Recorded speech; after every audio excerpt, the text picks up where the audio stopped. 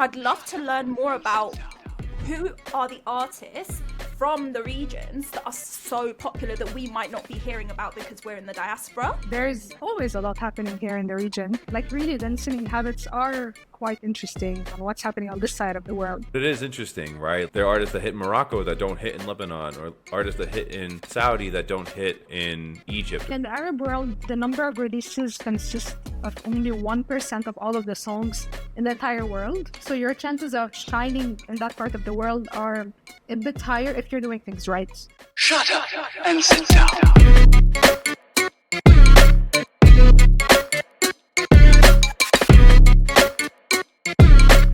All right, everybody, welcome back to Shik Shak Shook Ones. I am one half of the dynamic duo, Danny. Deana, how you doing today? I'm really good, and I love how every time we film an episode, there's a new way to describe us. I'm here for that. I love it. I'm trying different things. I think that's the best one, the dynamic duo, Deana, Danny, a lot of alliteration there, so I'm here for it. Yeah, the D&D, dynamic duo, Deana and Danny, you know? Yeah, but for today, we might have to be DDS because we're not alone. Today, we are joined by Salam Kmeid, Head of Music Marketing at Anghami, and she's been there for 12 years. So when I tell you credibility, experience, and knowledge, we couldn't have found anyone better. Thank you so much for joining us, Salam. Thank you so much, Deana, for the lovely intro. Very happy to be with you guys today. And I just say, let's dive into it. Danny, this was your brainchild, actually, because Danny and I were discussing stuff like, hey, what should we talk about in the podcast this week?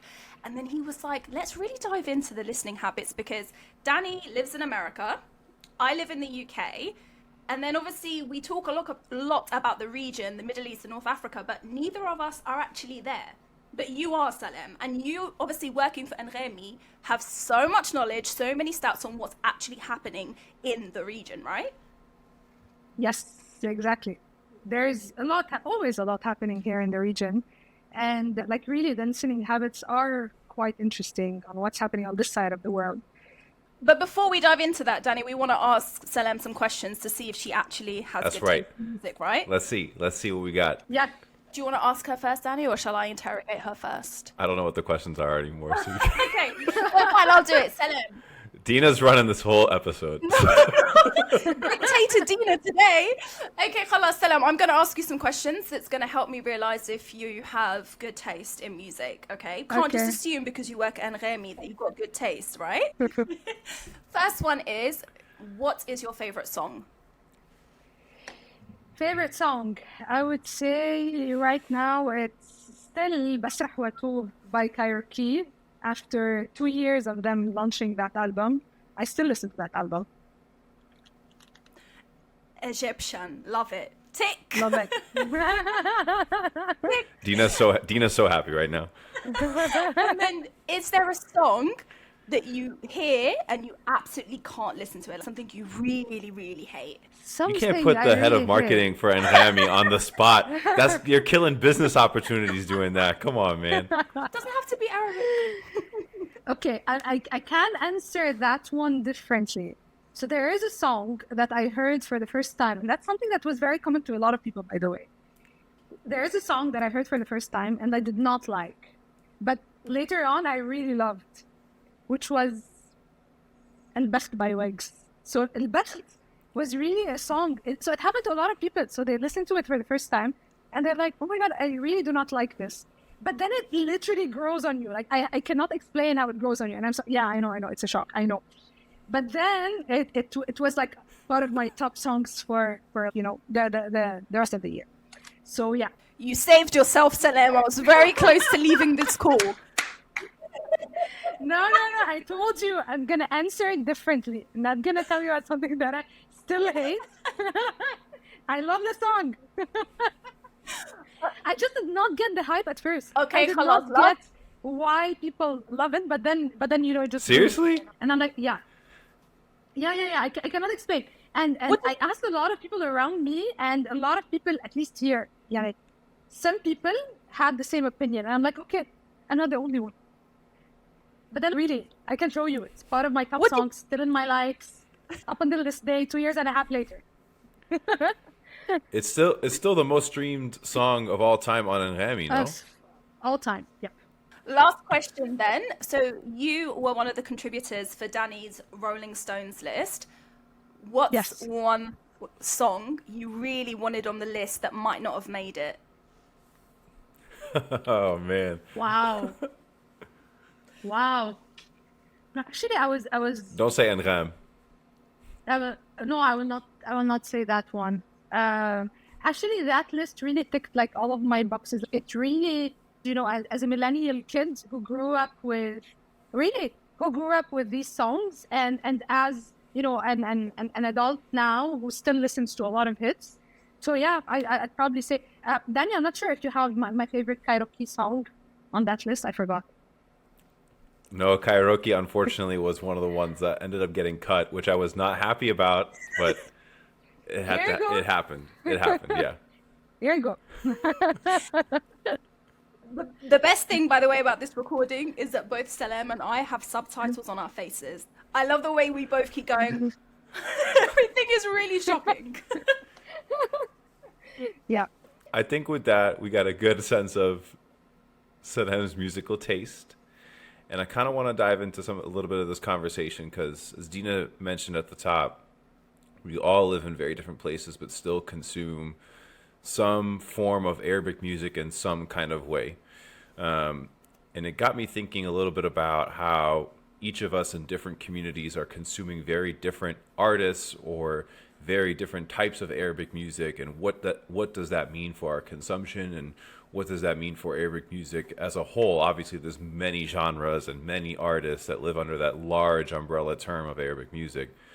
But it is interesting, right? Like how some artists really hit in the United States and Canada, for example, and other artists hit even more in, the UK or France or, wherever it may be.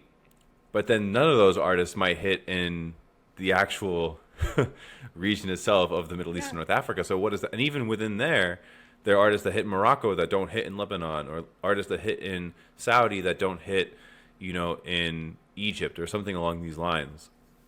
So I wanted to talk a little bit about that of, who are some of those artists that we feel like are kind of hitting in different places. What does that mean, I guess, for our own listening? I've definitely got artists in mind in the U.S. that are hitting hard here and have touched a nerve here. But I'm curious, if you all have artists in particular that you want to discuss. All right. So I feel so. The question is definitely general, and I think that we will be diving a bit deeper into it as we go in the conversation.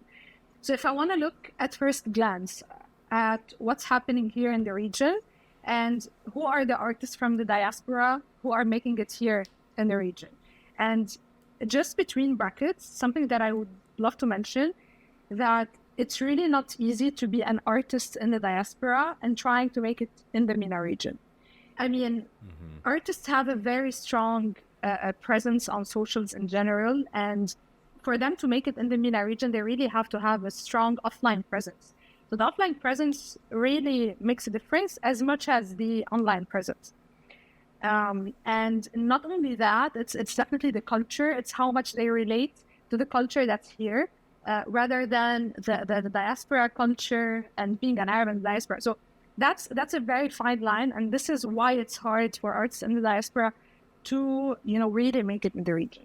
So two artists from the diaspora that right now are really making it, and they've really put a lot of effort, and I would say it's because of how much they try to relate to the culture here in the region, so celebrating the culture as much as possible.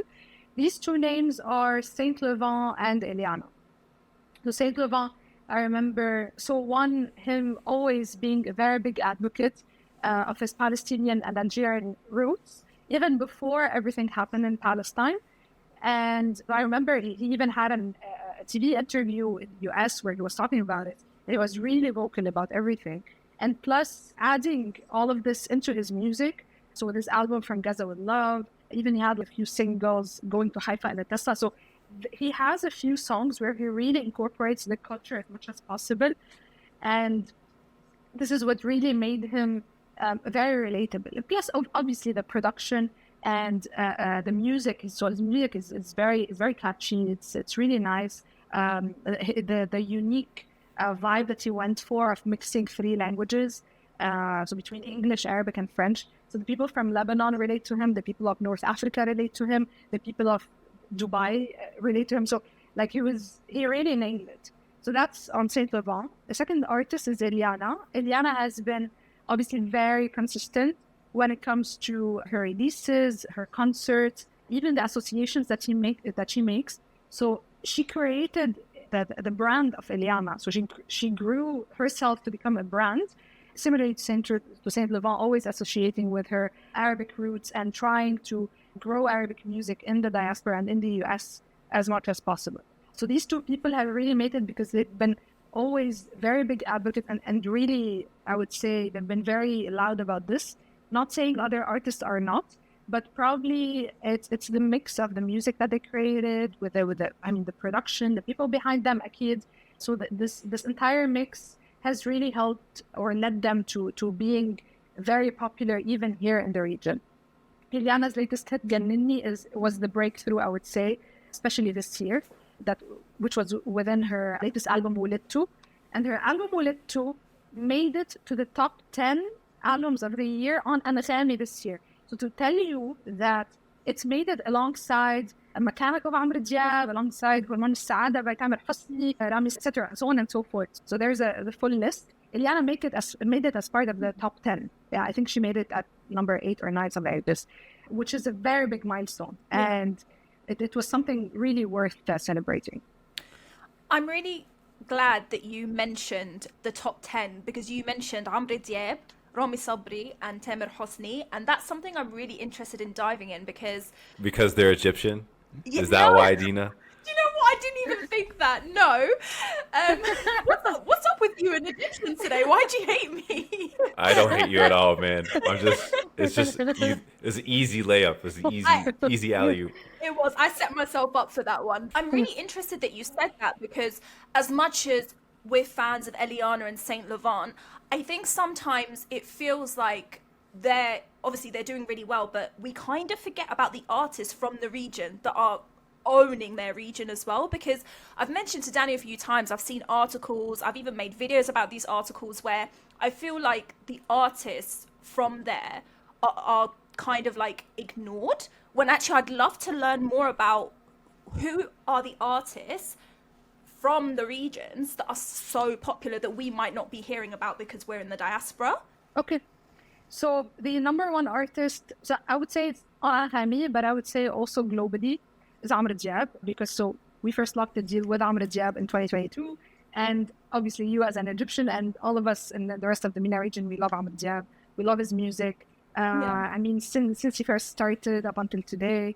And he's really the biggest streamed artist on Anghami. So not only because of our deal, because the guy is really massive. And the guy was already massive even pre our deal. So his numbers were really, all of the reasons why we signed the deal were obviously his numbers. So he is the biggest Arabic artist in the world. So we launched, by the way, our mid-year charts for 2024. It's the first year that we do mid-year charts. And this is why this really helps me in giving you a broader view on what's really happening during this year. So number one, we have Amr Diab.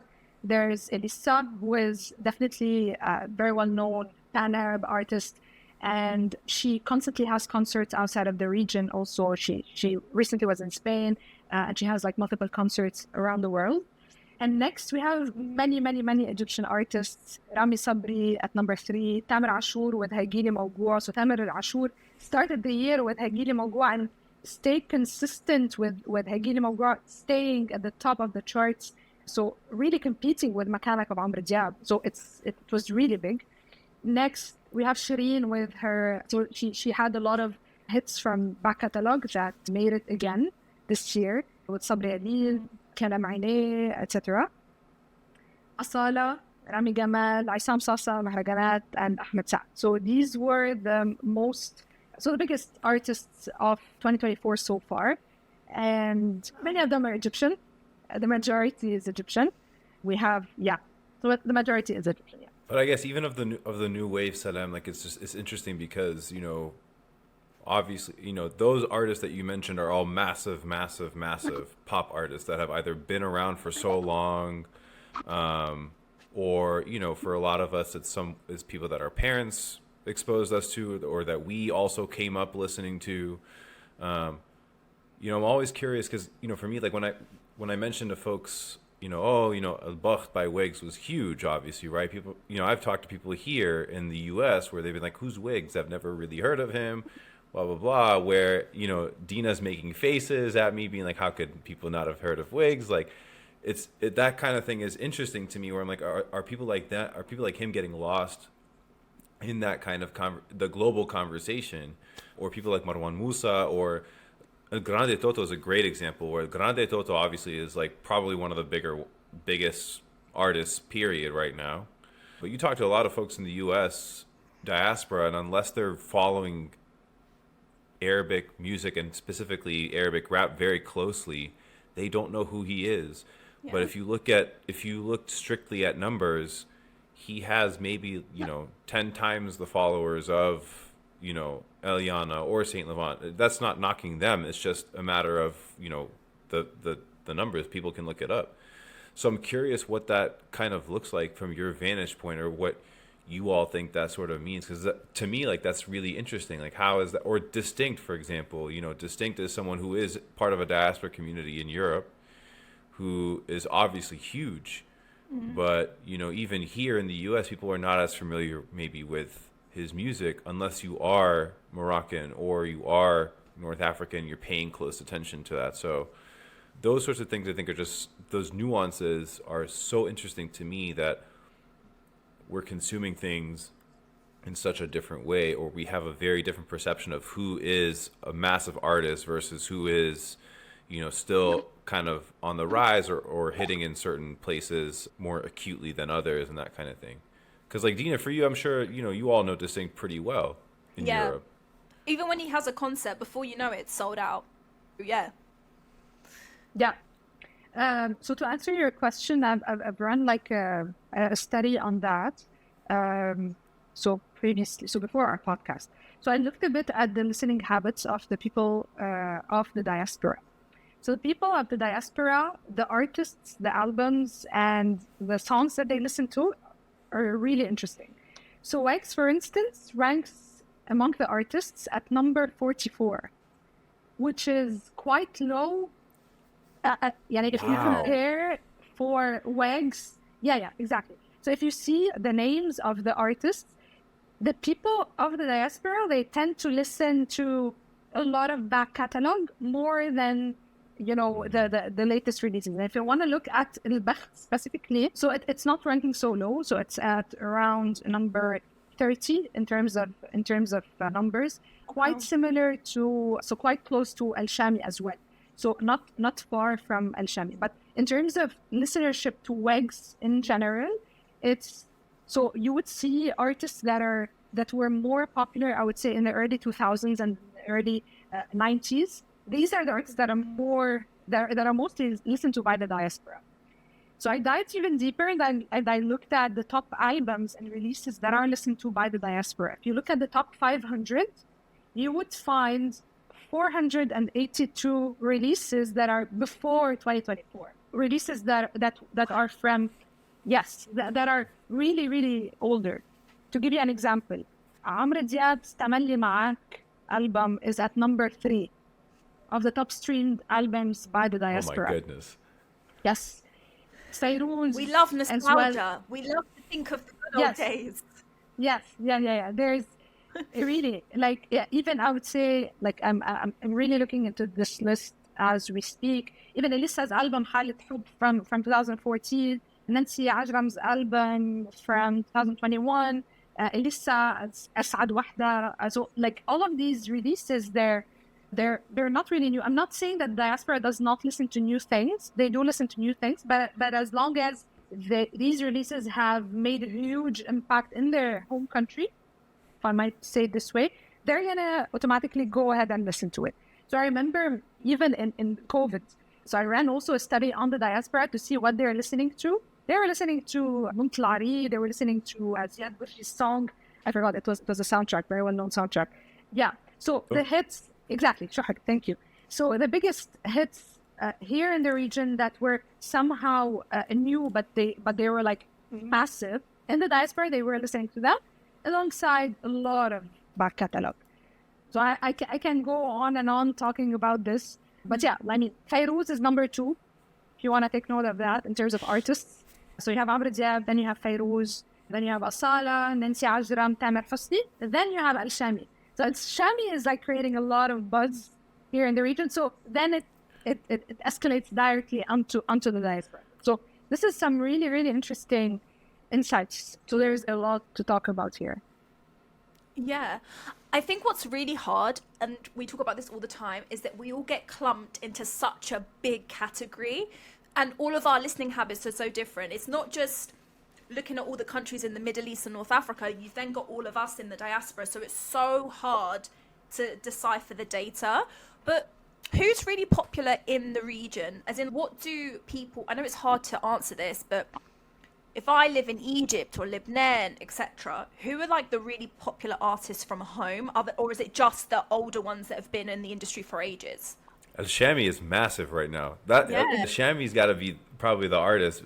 Sorry to answer that question and interrupt Saddam there, but correct. It's correct. Al-Shami is like putting up massive numbers, and not just in the Middle East, North Africa, like doing pretty well in Europe, I think, if I understand that correctly. Yeah. But I don't know why that hasn't necessarily translated to, listeners in the US, and like I guess I don't know why that hasn't translated to Elyanna fans or Saint Levant fans or Marwan Musa fans, for example. Maybe it's because Al-Shami's style is much more traditional in that sense of pop music. But to me, he's a newer artist that's coming through in such a huge way that I don't think is as discussed as he should be, frankly, in the conversation. Yeah. So I would say that the newer artists that really made it this year, I was really, really happy to see, obviously, Al-Shami. I was really happy to see Marilyn Naaman. So Marilyn Naaman did a really, really, really, really good job. And she also made it as part of the top 5 releases of 2024 that were streamed by the diaspora. So her album, which was a soundtrack for Amal, was among the top 5 releases that were streamed by the diaspora. Ya Leel Ya Ain by Al-Shami is also there, but Marilyn, obviously, because it's a full album, so it ranks a bit higher. Marwan Musa, to answer your question, he is amongst the top 100 most streamed artists by the diaspora. So he does have fans in the diaspora, obviously. I mean, the guy is also, so he's half Egyptian, half German, and a lot of people outside of the region definitely relate to him. Yeah, I think also not everybody speaks Arabic. Like, I know a lot of Egyptians that do not speak Arabic, that have been born and raised here, so the connection is a bit different. Like, I'm very lucky that I speak Arabic, so I'm more likely to listen to an Egyptian rapper because it makes sense to me. Like, I know what's being said, and I think that's why Saint Levant, Elyanna, and all these other kind of artists that integrate different languages are more relatable, because if, for example, you're Arab but aren't speaking Arabic, at least you can still connect and vibe with it. I think that's another factor as well. Yes, 100%. I mean, definitely. With Elyanna, one of her biggest also releases was her cover Calling You. So the Tamani Ma'ak cover Calling You, which she performed in English, obviously. And this was like a massive hit, and even people from diaspora even covered that song. And there was a lot of hype around it. And this really helps, as you said, and people of the diaspora who are non-Arabic speakers in relating to these artists. But at the same time, I mean, if you think about it, if you are an artist and you have Arab roots and you do not speak Arabic, the chance of you competing in non-Arabic against, the giants in the global scene is also a very hard task. I mean, if we only want to talk about the algorithm, and you sing pop music or alternative music, and you want to compete with the thousands of artists who sing pop music or alternative music, and and you have 100,000 songs a day, I mean, your chances of really shining are quite slim in that scene. While in the Arab world, the number of releases consists of only 1% of all of the songs in the entire world. So your chances of shining there in that part of the world are a bit higher if you're doing things right, Akid. That's why I got to give a quick shout out to my man Anis, because it's incredible his feat as someone who is Palestinian Lebanese and does do things in English, Yes. and has been able to achieve so much success that way. It's really cool, among many others, Many like others. Shakira. Anyway, And Fawzia. yeah, Fawzia, yeah, I but love even Fawzia Yes. like has done some stuff Even in Arabic too, Fawzia. which is cool, you know, like Yeah. you know. But so now I'm curious super quickly, super quickly. Like when you're looking at the diaspora communities across, globally, do you have data at all on age groups? Because I'm curious if it's older users on Anghami that's driving the high number of back catalog listenership versus like our younger listeners on Anghami in the diaspora actively seeking out the newer artists. Yes. So obviously, the demographics of these users are a bit different than the demographics of users who are streaming here in the region. Our biggest chunk of users here in the region is the Gen Zs, while in diaspora, it's definitely millennials. So the biggest chunk is millennials, which is still considered not very old, so we're still young, considerably. And so, yeah. Thank you for that. We are young. You're right. I am young. Yes. Can I tell you guys a really funny story about when Elyanna released the Calling You cover? Yeah.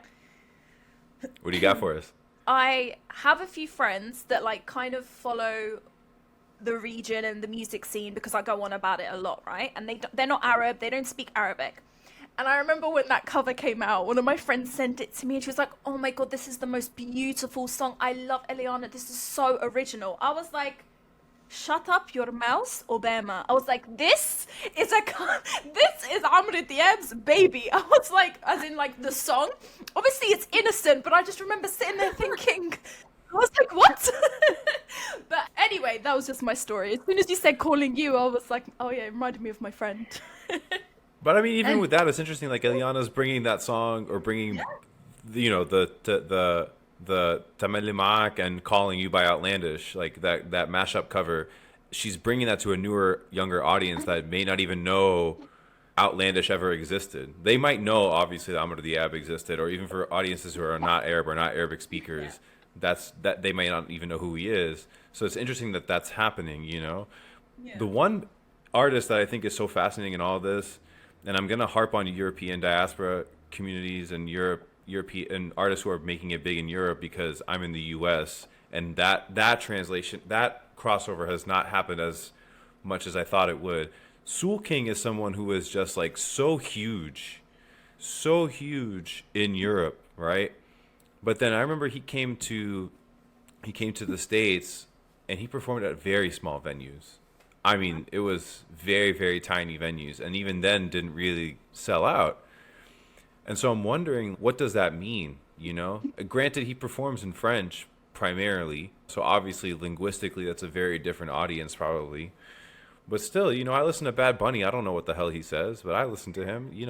What is what does that mean when you've got artists like that who are hidden in these spaces? Like, people here had never heard of Ghazali before by Distinct, whereas I think between the three of us, or people who follow that, the scene closely, that song was huge. And then the World Cup just amplified it more when the Moroccan team kind of made it their unofficial anthem.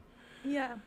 So that's the stuff that I'm like, what's happening, and where are we kind of not able to break through or cross over in that way? And by the way, and that's where I guess Saint Levant, like they have been able to do it. Granted, they also have major label backing, like that also is very helpful in a lot of ways. So gotta look at that too. But yeah, I'm just curious. Is it fair to assume, though, that just because you're big in one country or one area, that you're going to be big everywhere? Like, I get what you're saying, because it happens here as well. Sometimes we have artists come and they're huge, like Marwan Musa. You see how he sells out in Egypt and the venues he performs in. He performed in a venue with Afroto for around 500 people. So if you think about that, that's wild. But the diaspora community here could be smaller. It's very complicated. Am I right, Salam, or am I chatting rubbish? No, you are right actually. For Sun King, I mean, as much as he's big in Europe, he's also as big. I would say probably as big in the MENA region. I mean, like his numbers are really insane. He had 70 million streams and 2 million followers, which really consists of 25% of his Instagram audience. In the MENA region, he's doing insanely well. That I can assure you. Him not breaking into the US, I mean, probably it's because of the dialect, and I mean, I don't know. I mean, he has Suavemente is cool, and Suavemente was a hit in the US, so I'm not sure about that. Maybe gotta ask somebody from the US, why do you not know Sulking? Believe me, I ask people in the US all the time, how come you don't know these artists? What is going on? How come that hasn't translated over as much as it should be, you know? I want to throw some spice into this conversation. This is an opinion. I'm just putting it out there. Sometimes I feel that the diaspora take over the conversation, and I get it. We're all really excited, especially like as someone who had to listen to Amr Diab in secret on my CD player and had no one to tell anyone. I'm like, oh my god, look at this album I just bought when I went to Egypt. Like, I didn't have anyone to talk to about the exciting stuff. So I get, for the younger diaspora, they're really excited that their culture is being platformed and integrated. I completely get it. But sometimes I feel that all we talk about is diaspora artists, and I feel like sometimes it's inflated, and you've kind of shown it in this conversation that actually what's happening here is not a direct reflection of what's happening in the Middle East and North Africa. I don't know how you guys feel about that. Tell me. It's definitely not the same, and it's part of the initiatives that we tried to do. So a few years back, I would say probably 5 years ago, we introduced a new playlist that only focuses on Arabs from the diaspora. This was the only objective out of this playlist. We called it locally focused. So it contains a lot of, I would say, releases by artists in the diaspora and who do not sing in Arabic. So to give them, like, I would say, more exposure via this playlist. And I would say that it is hard to kind of try to translate their music and their presence onto the region here. But I do see for a fact that, I mean, the gigs that they do in the US, I would say, or even in Europe, the tours that they do and the connection that they have with their fans there is quite different than what's really happening here in the region. And that has always made us wonder that, I mean, how can we try to bring in that hype, what is happening in the diaspora here in the region? And it's something that we've always been trying to crack, very honestly.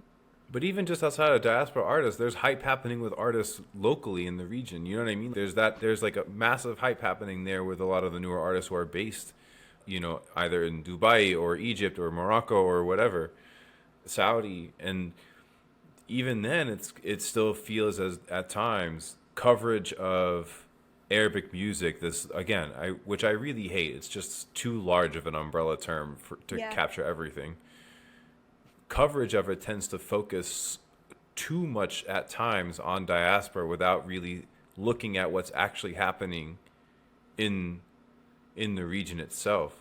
You know, Stormy puts out an album that reaches 15 million streams within the first week, and I had to convince people here to let me write about that because they'd never heard of Stormy before. They don't know who the hell he is. Whereas I think we would all kind of say he's probably one of the top Moroccan rappers right now. You know, like he's among the top 5, top 10 if you want. So that kind of stuff is also interesting, that the focus tends to be so heavily on diaspora at times.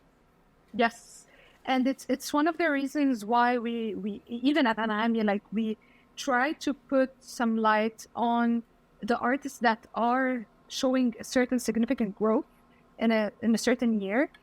They probably do not make it onto, in terms of ranking, next to the big pop figures. So we created, especially, so every year and end of year, we create like separate section for these artists that are really making it.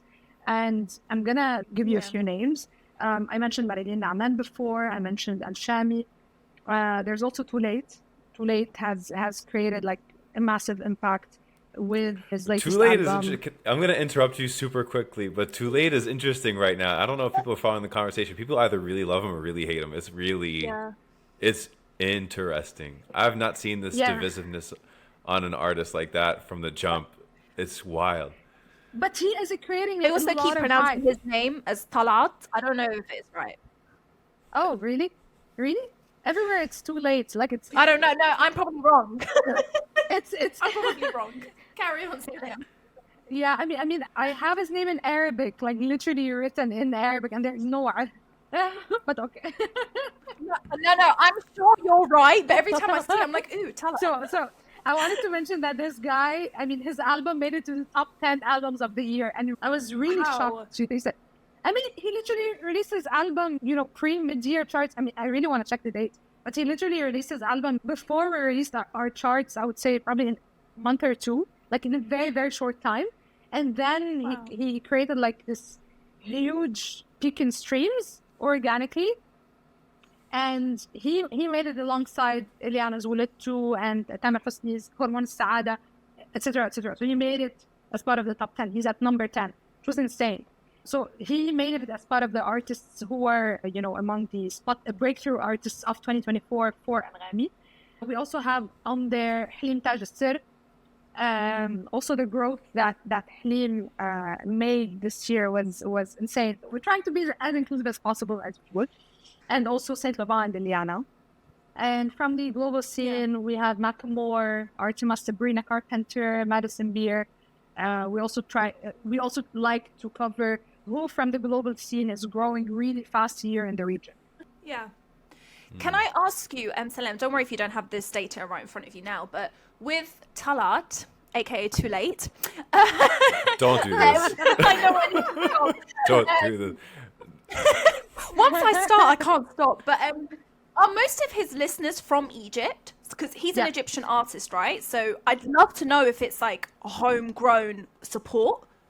Purely homegrown support. I can assure you this. The last time I checked, it was like 80%. 80% Egypt. It's been a very long time since I've seen this, but it's 80%. Wow. I think that's so special when things like that happen.